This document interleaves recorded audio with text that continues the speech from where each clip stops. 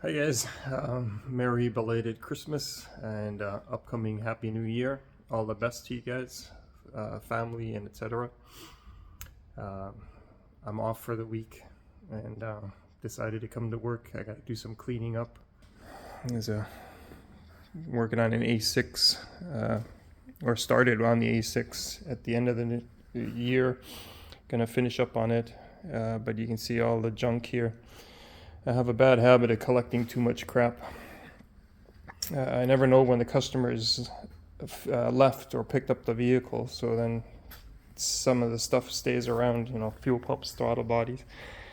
And sometimes you can reuse some of the stuff, so I'm a hoarder.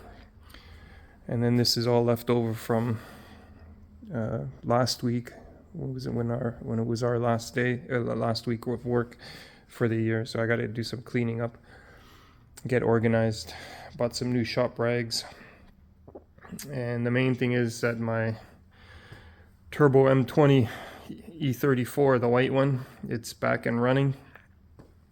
It wasn't running for 2 months because I was an idiot and I blew up my my ECU. This is a micro mega squirt ECU that was put together by somebody. It's a do-it-yourself kit basically. And the guy built it and I bought it from him 7 years ago. It was running flawlessly for 7 years until I decided to accidentally short some wires, and that blew up this whole thing. And I sent it to a good buddy of mine, Mike Salazar. I'm sure you guys are aware of his YouTube channel, and he did an awesome job of cleaning up the ECU. All of the solder joints that were completely cruddy from the previous guy, he cleaned up the whole board, and it looked like it was running. He bench tested it, but when I went to plug it into my car, it just wasn't firing right. I think the timing or something was screwed, and then also when I tried to hook it up to Tuner Studio, there was a communication error. Something about what was it? Something about incorrect data on whatever, like an actual software mismatch of whatever info. So then I ended up ordering a new ECU from Do It Yourself Auto Tune. Set me back $829.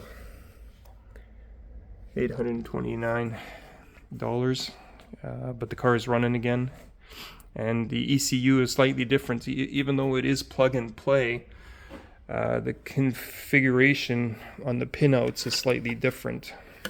You can see on this one, there's pigtails here for when you,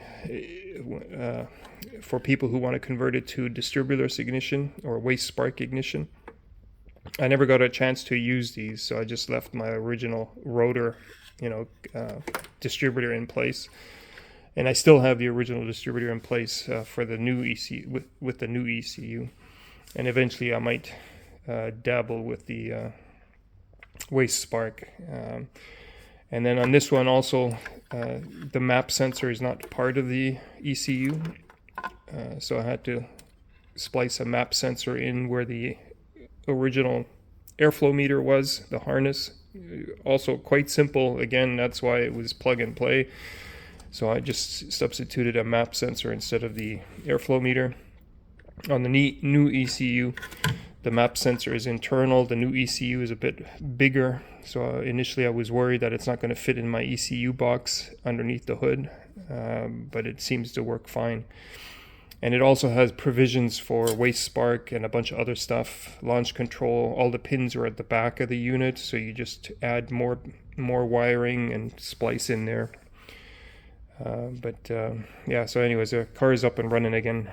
It's nice to be driving a boosted car again. So anyways, I better get going with the cleaning up. Otherwise, I'll be doing this next year still.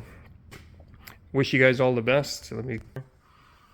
Wish you guys all the best. I know it's been a long time posting videos, but I don't know. It's even the video editing now. I'm uploading this one as a raw file.